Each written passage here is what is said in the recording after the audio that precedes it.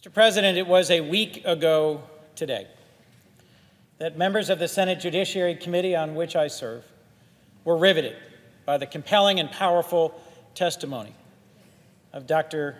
Christine Blasey Ford. It is a week ago today that Judge Brett Kavanaugh delivered his forceful rejoinder and rebuttal.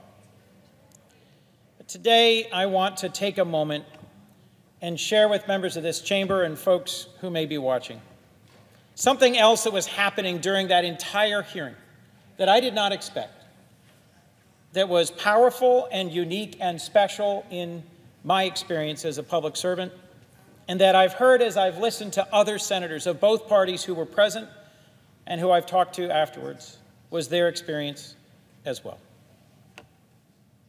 This conversation is bigger.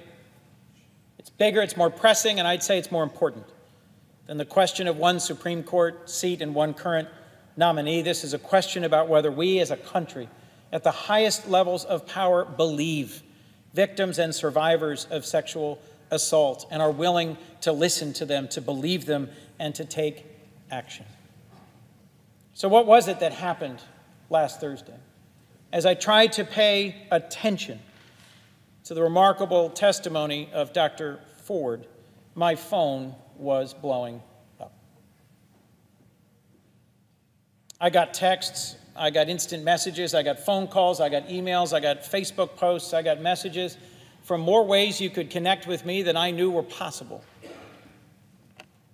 And these were stories, powerful stories. Stories that friends of mine, people I've known for years or decades, people I barely know or people I hope to get to meet. They were sharing with me stories of assault. They were told by classmates, neighbors, friends, constituents, people who had carried these burdens alone for years. These stories are difficult to hear, but important that they be heard. It is important to understanding why survivors stay silent. And it's important to understanding why we, as a body and a nation, must get this moment right. They're important to understanding why the president and others are wrong when they say that if a victim's allegations are true, she would have filed a report or come forward decades ago. In response to the question, why didn't Dr. Christine Blasey Ford come forward earlier, I have just this experience to share.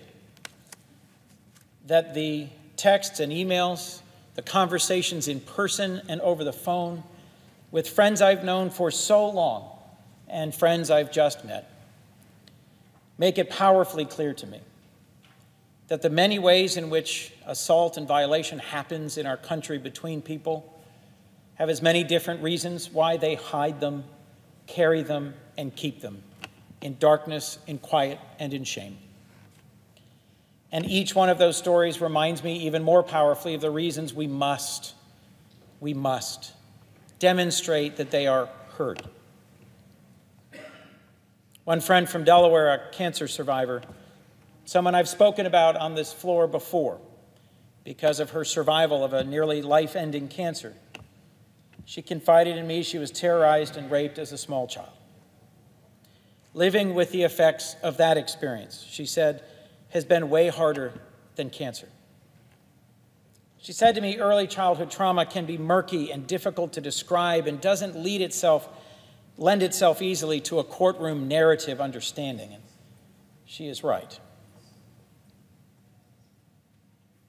A male friend, someone I know from high school, shared with me an experience he had during a spring break trip.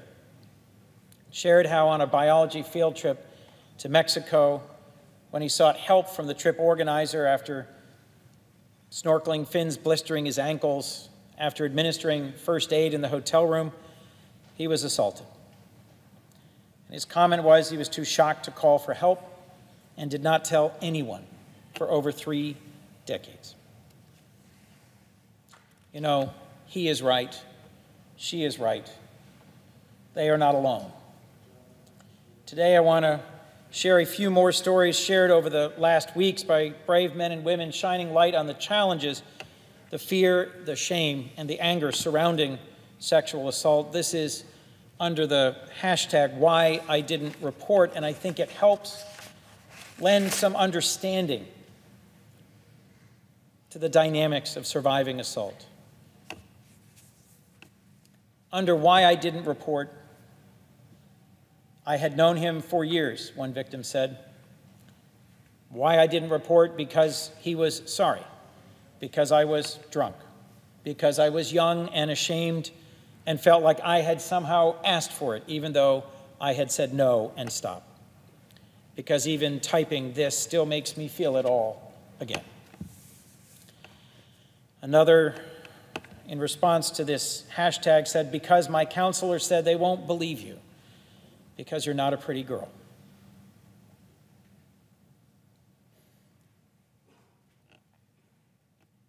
Another said, I blamed myself. I was humiliated and hurt.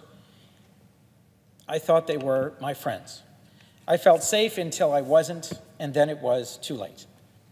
I wanted to wash it away and never think about it again.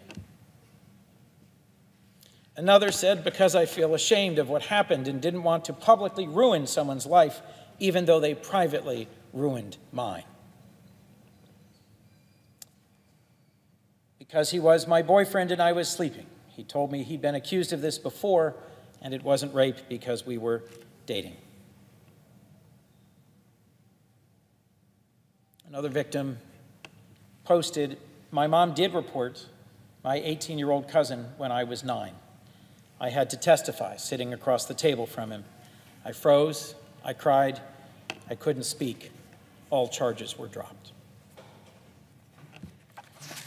And earlier this week, at a town hall in Delaware, the Delaware City Fire Company, someone I've known for decades, got out of her car, came up to me, gave me a huge hug, and weeping said, I never told my husband, I never told my son. And today I have. And in her voice, there was both heavy emotion and an enormous sense of relief. And I have to say, for me, a sense of great pain that I was wishing I could do nothing except sit and listen, to honor her story, to provide some sense of comfort and support and recognition, and yet had to move on to the town hall after a few moments. At a dinner here in Washington just last night, someone shared with me an amazing story of her daughter's suffering. And to hear a story of that power and pain in the midst of a social setting is both wonderful in that they are trusting with a story that they have held on to for so long, and terrible in that it is a reminder of the ways in which we speak to each other of surviving assault in hushed tones and in dark corners and on the internet and anonymously. Whatever comes out of this week, whatever comes out of the proceedings of this floor today and tomorrow and this weekend, we must listen and recognize that hundreds of thousands of American women and men have been victims, are victims, will be victims of sexual assault. And according to our Department of Justice, at least 2/3 have never reported it. There is an ocean of pain in this nation not yet fully heard, not yet appropriately resolved, not yet fully addressed. And everyone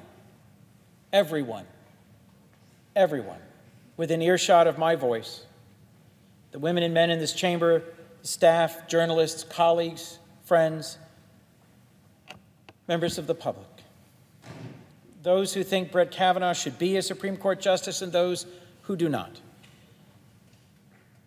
those who have either themselves been victimized by assault or know someone, a loved one, a family member, a neighbor, a classmate, a fellow parishioner, a colleague, or a friend.